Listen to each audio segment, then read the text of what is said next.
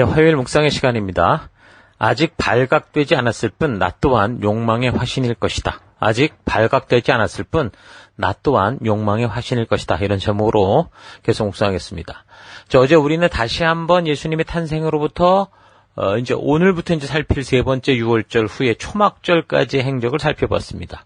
분명하게 잊지 말아야 되는 것은 예수님께서 이 땅에 오셔서 사람들의 인기를 얻어서 큰 성전을 짓고 또 거대한 나라를 세워서 저들 위에 군림하시지 않았고, 심지어 제자들이 예수님을 죽음의 길에서 보호하겠다고 나섰지만 이 십자가의 길이 바로 하나님께서 보내신 그 길이기 때문에 오히려 저들을 엄히 책망하다가 혹시 관계가 깨질 수도 있잖아요. 그런데도 책망을 하시면서 하나님께서 당신을 이 땅에 보내신 그 사명과 목적이 우선되는 삶을 단호하게 살아가셨다는 겁니다. 자, 그래서 사명과 목적이 우선이 되는 삶이라고 해서 우리가 사랑도 없고 정도 없고 위로도 없고 용서도 없고 공감과 격려가 없는 그런 삶을 말하는 건 아닙니다. 삶의 우선순위에 대한 부분을 말하는 거라고 그랬죠. 그래서 우리도 성도로서 하나님께서 우리를 부르시고 구원하셔서 보내신 이 빛과 소금된 이 삶을 살아갈 때 우리의 이 현장 속에서 이 바른 우선순위를 따라서 목적이 이끄는 그런 삶으로 우리가 나아가야 된다라는 거 꼭 잊지 말아야 됩니다. 자, 그래서 계속해서 이제 예수님의 여정을 살펴보면 이제 예수님께서 초막절에 예루살렘 지역으로 이제 올라가시게 되는데, 이제 공생의 마지막 그 네 번째 유월절이 다가오기 6개월 전이거든요. 그 6개월 전인 초막절, 그러니까 10월경인데, 그때 이제 예루살렘으로 올라가시게 되는데, 요한복음 7장을 좀 참고해보면, 형제들조차도 모르게 스스로를 나타내지 않고 은밀하게 올라가시는 것을 볼 수 있습니다. 7장 10절. 그러나 예수의 형제들이 명절을 지키러 올라간 뒤에 예수께서도 아무도 모르게 올라가셨다. 이렇게 말씀하시죠. 그러니까 이 시점쯤에, 이런 이 시기쯤에 예수님을 향한 사람들의 어떤 그런 생각과 이 전체적인 분위기를 살펴보면, 제자들의 경우는 지금 이제 예수님께서 갈릴리 북쪽 지역으로 돌아다니면서 데리고 다니시면서 이제 확실하게 예수님이 메시아고 하나님의 아들이다라는 것을 그렇게 이해하게 되는 그런 지경까지 갔죠. 그래서 그들이 예수님을 하나님의 아들이요 그리스도다 고백할 때 예수님께서 이제 그 믿음 위에 이제 본질적인 사명인 그 십자가의 고난과 죽음 그리고 부활에 대해서도 그렇게 들을 수 있는 그런 정도의 이제 수준이 제자들의 수준이었다고 하면, 그런데 예수님과 어린 시절을 함께 자라온 혈육의 형제들이라고 해도 예수님과 함께 사역을 다니는 게 아니었었기 때문에 예수님이 우리 아버지의 아들이지 하나님의 아들이 된다는 거 상상도 하지 못했고, 일단 같이 자라왔으니까요. 그리고 이제 그분이 그리스도다라는 이런 사실은 더더욱 믿지 못했기 때문에 오히려 형이 마치 그런 사명이 있는 것처럼 돌아다니는 걸 보면서 오히려 원망했겠죠. 그래서 이제 조롱 섞인 말들을 많이 합니다. 7장 3절을 참고해보면 예수의 형제들이 예수께 말하였다. 형님은 이 지방에서 떠나서 유대로 가서 거기에 있는 형님의 제자들도 형님이 하는 일을 보게 하십시오. 알려지기를 바라면서 숨어서 일하는 사람 없습니다. 그러니까 이 얘기를 보면 자꾸 이제 예수님이 뭔가를 드러내려고 하는 그런 사람이라고 이들은 생각한 것 같아요. 그러니까 형님이 이런 일을 할 바에는 자기를 세상에 드러내십시오. 이런 식으로 지금. 그래서 5절은 예수의 형제들까지도 예수를 믿지 않았기 때문에 그런 말을 했다. 그렇게 이제 적고 있습니다. 자, 그래서 이제 예수의 형제들이라고 하면 야고보, 요셉, 시몬, 유다였거든요. 여기 지금 이름이 제자들과 같아도 제자들이 아닙니다. 동성이명이 많이 있으니까, 예수님의 형제들 중에 친혈육의 형제가 야고보, 요셉, 시몬, 유다 이렇게 있었습니다. 어릴 때부터 함께 자라오며 뒹굴던 형제들이 갑자기 형님이 메시아고 세상의 구세주다 하나님의 아들이라 이게 믿어지지가 않죠. 근데 형님이었던 예수님께서는 하나님이 부르신 사역의 길을 걸으셨기 때문에 동생들이 볼 때는 예수님은 마치 자기를 드러내기 좋아하는 그런 사람으로 그렇게 오해를 하고 있었던 것으로 보입니다. 그리고 예수님의 사역으로 봐서 예수님이 가정을 책임진 건 아니잖아요. 오히려 가정을 놓고 돌아다니셨기 때문에 그런 원망의 마음들이 더 많았을 것이다. 그렇게 생각을 해볼 수 있습니다. 예수님은 그런데도 이런 동생들의 그 비아냥거림에 동요하지 않으셨습니다. 내가 이런 큰일을 하고 다니는데 너 어떻게 그렇게 말할 수 있느냐? 형님한테. 이렇게 할 수도 있는데 그렇게 하지 않으셨고, 당신이 걸어야 하는 그 길, 뭐 늘 지금까지 그래왔던 것처럼 걸어야 되는 그 길과 그 때를 따라서 이제 행하시는 것을 볼 수 있습니다. 뭐 예수님이 그러셨잖아요. 사람들이 막 왕으로 세우려고 할 때도 왕의 자리로 간 게 아니라 하나님이 부르신 길로 가셨고, 베드로가 십자가의 길을 막아서 그 고통을 없애겠다라고 말을 해도 오히려 책망하시면서 그 죽음의 길로 가야 됨을, 그렇게 또 하나님의 뜻대로 가는 그 길이 믿음의 길인 걸 알려주셨고, 또 유대 관원들이 그를 죽이려고 협박을 할 때나, 또 언제라도 예수님은 그런 사람들의 행동, 그런 사람들의 어떤 반응, 그런 거에 말에 반응한 게 아니라, 감정적인 대응을 한 게 아니라, 어떤 말을 듣고 어떤 위협을 받아도, 또는 어떤 존경과 또 반대로 어떤 비아냥을 들어도 예수님은 오직 한 길, 하나님께서 그를 부르시고 보내신 그 사명에만 집중하는 삶을 사셨습니다. 그러니까 바른 사명의 길을 걸어가도 사람들이 인정하지 않을 수 있습니다. 우리 눈에 이 길이 옳다고 하는 이적과 표적이 나타나지 않을 수도 있지만, 그러나 이런 예수님의 모습을 볼 때 우리가 걸어가야 될, 성도로서 걸어가며 나아가야 될 길은 오직 우리 하나님께서 우리에게 주신 그 길, 그 사명과 그 목적을 따라 걷는 길. 그래서 우리 하나님께서 주신 법도와 규례와 명령과 계명의 가치를 따라 살아가는 것이 바로 성도의 삶이고, 그 삶을 예수님께서 보여주신 것을 우리가 잊지 말아야 되겠습니다. 그래서 예수님의 마지막 십자가 사명을 감당하기 위해서 이제 예루살렘으로 이제 올라가는 그 시기에 대체적으로, 총체적으로 그 시대 사람들은 예수님이 하나님께서 보내신 메시아다라는 그런 확신이 없었고, 또한 그 시대 사람들이 보편적으로 기대하는 그 메시아의 모습과 예수님의 사역은 확실히 달랐다라는 것을 알 수 있습니다. 가이사리아 빌립보 지역에서 예수님을 그리스도시요 살아계신 하나님의 아들이라고 고백했던 이 제자들조차 예수님께서 계속 이제 고난에 대해서 말씀을 해주시는데도 그 다가올 십자가의 길, 그 죽음의 길에 대해서 상상하지를 못하고, 아마 그날이 마치 예수님이 이스라엘을 회복하는 날일 거다. 그래서 예수님을 보필하며 다녔던 이제 자기들이 그 나라에서 좋은 자리를 차지하고 영광을 받을 수 있는 날이다. 그렇게 착각을 하고 있었던 것 같죠. 그래서 그 시대 모든 유대인들에게 만연했던 메시아관으로 예수님을 볼 때 예수님은 뭔가 비슷한 면이 있었습니다.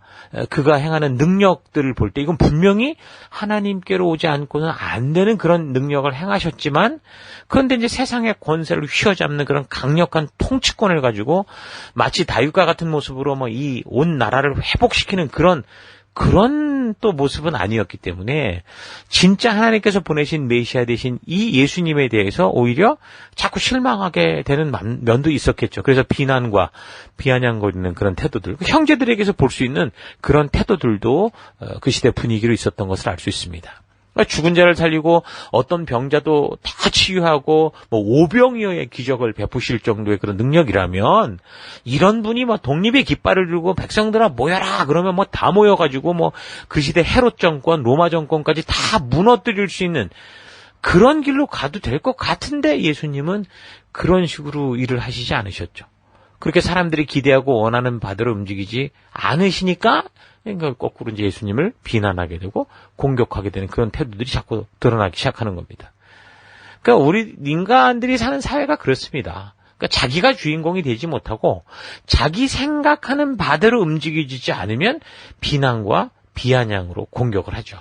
지금 한국의 이 정치판을 보십시오. 야당과 여당이 뒤집히고 난 다음에 야당일 때 그 여당을 비판하면서 비아냥거리던 그런 짓들을 이 사람들이 지금 꺼리낌 없이 행하고 있잖아요. 지금 여당이 됐다고 그래서. 또 반대로 여당일 때 그렇게도 야당을 비판하고 비난하던 그 짓들을 지금 이 여당이 야당이 되고 나니까 또 똑같이 행동하는 것을 보는 거하고 똑같은 거죠. 그러니까 내로남불이라고 했죠. 내가 하면 로맨스고 남이 하면 불륜이라고. 그런 게 이제 인간 사회의 모습입니다. 그러니까 교회 안에서도 자신이 이제 이 어떤 우리의 모임 안에서 뭔가 주체적으로 이렇게 주도하고 그렇게 하지 못하면, 그러니까 자기가 생각하고 자기가 바라는 바대로 교회가 움직이지 않고 자기의 건의가 받아들여지지 않고 이렇게 되면, 그러니까 교묘한 방법으로 자꾸 이제 이런 것들을 비난하게 되고 지체를 비난하고 교회를 비난하고 그러다가 결국에는 이 공동체 전체가 지금 하나님 주신 사명과 목적으로 하나 돼야 되는 이 하나됨에서 힘을 다 빼버리죠. 결국에는 분열시키거나 아니면 이제 교회와 성도들을 욕하고 그냥 떠나거나 이런 일들이 뭐 비일비재한 걸 볼 수 있습니다. 그러니까 그런 것처럼 예수님께서 자기들이 기대하고 바라는 대로 움직이지 않으니까 예수님을 통해 분명하게 드러나고 있는 하늘의 능력과 이적과 표적을 보면서도 뭐 비아냥거리고 조롱하고 하나님이 하시는 일조차 외면하고 귀를 막아버릴 뿐만 아니라 심지어 그 하나님의 일을 하나님의 뜻대로 행하고 있는 예수님을 어떻게 하는 거예요? 죽이려고 하는 분위기까지 이제 점점 흘러가고 있었다라는 겁니다. 그런 시점쯤에 예루살렘의 분위기는 더 복잡했죠. 정치 중심지였고 또 종교 중심지였고 나라의 중심지와 같은 거기는 더 복잡했습니다. 분명히 예수님이 하나님이 아니고서는 행할 수 없는 그런 일들을 행하신 것을 보면서 인정할 수밖에 없는데 사두개파와 이 바리새파 그러니까 예수님이 그러니까 메시아가 오셨다고 하면 정말 백성들의 앞장서서 같이 나아가자고 해야 될 이 사람들이 예수님에 대한 적개심, 시기심으로 극대화되어 있었죠. 그러니까 자신들이 가진 종교적 권세나 또는 사회적 권세, 기득권을 예수님께 빼앗길 것 같은 그런 위기를 느낀 겁니다. 그러니까 백성들이 모두 예수님을 추앙하고 그를 따르는 그런 분위기가 되니까 자신들이 지금 누리고 있는 이 권리를 잃을 것 같은 그런 위급한 상황이 됐기 때문에 자기들의 권세를 가지고 권모술수를 부려서 예수님을 죽이고자 하는 그런 분위기까지 치닫게 되는 거죠.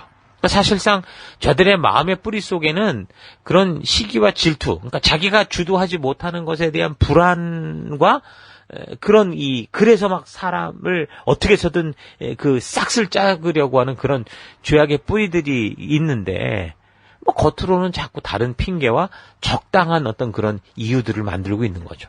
그러니까 대제사장과 같은 이 성전 권력자들이 그 사회의 질서를 유지할 수밖에 없는 그런 이 삶이었잖아요. 그러니까 이스라엘이라는 그 나라의 정치적인 지도자는 없었지만 종교 지도자만 있었기 때문에.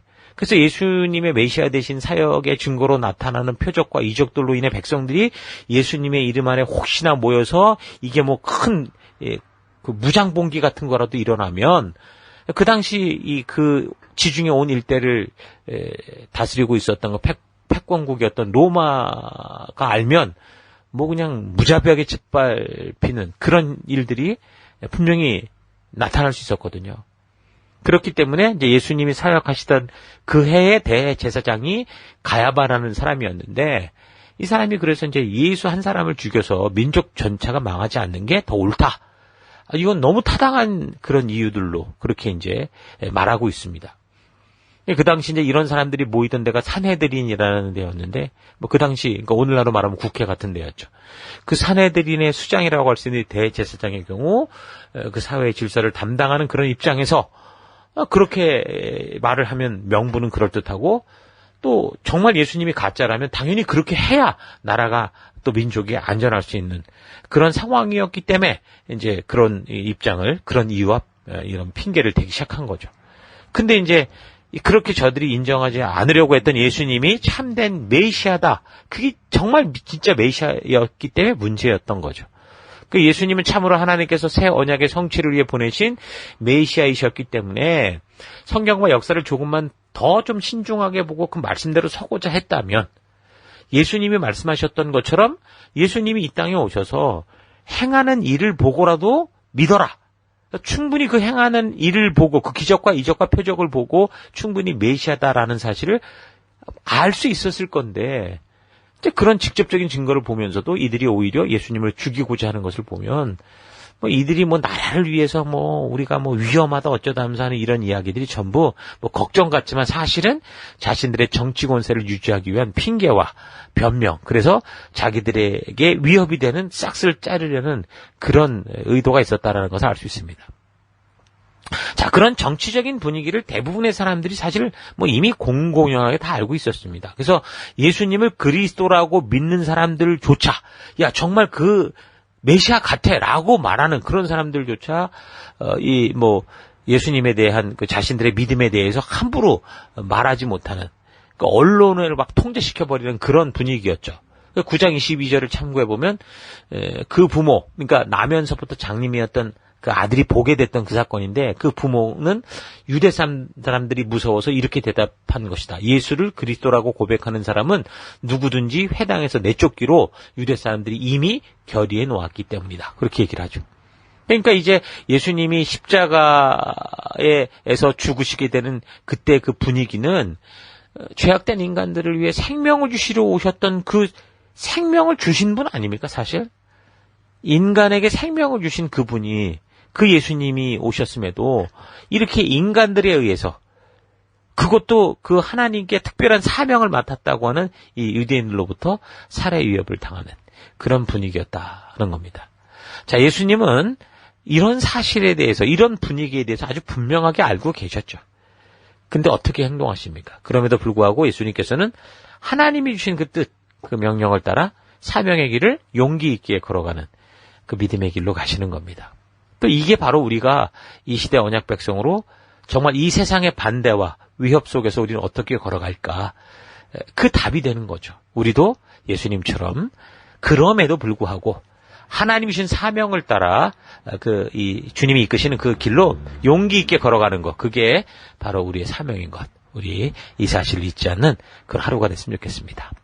자, 오늘 하루 예수님의 하나님 되심, 메시아 되심의 증거가 너무도 분명함에도 자신들이 기대하고 원하는 대로 행하지 않기 때문에 시기하고 질투하며 더 나아가서 결국에는 죽이고자 하는 바리새인들의 마음이 왜 그런지 여러분 차분히 좀 생각해 보면서 내 안에는 이런 바리새적인 사람들의 그런 삶의 흔적이 있지는 않은가 좀 되돌아왔으면 좋겠습니다. 시기와 질투라는 게 사실 이 사회를 망치죠. 이 사회를 망치고 모든 관계를 망치고 세상을 지옥으로 만듭니다. 이것이 교회 안에 교인에게 발생하면 똑같은 사람이기 때문에 그러면 이제 교묘한 방법으로 이제 막 이 교회를 비난하고 뭐 성도 같은 지체를 비난하고 그래서 결국에는 전체 공동체가 하나님이 부르신 사명과 목적으로 하나 돼서 힘을 모으는 일을 방해하게 되고 분열시키는 일까지 벌어집니다. 그러니까 시기와 질투가 사람들이 행복하게 살아갈 수 있는 모든 관계를 전부 망쳐버리고 서로가 적이 되게 해서 우리가 살아가는 사회 속에 엄청난 문제들을 만들어내고 있죠. 오늘 우리가 살아가는 이 사회가 그런 사회입니다. 정치권을 잘 보면 아마 그런 것들이 잘 보일 겁니다.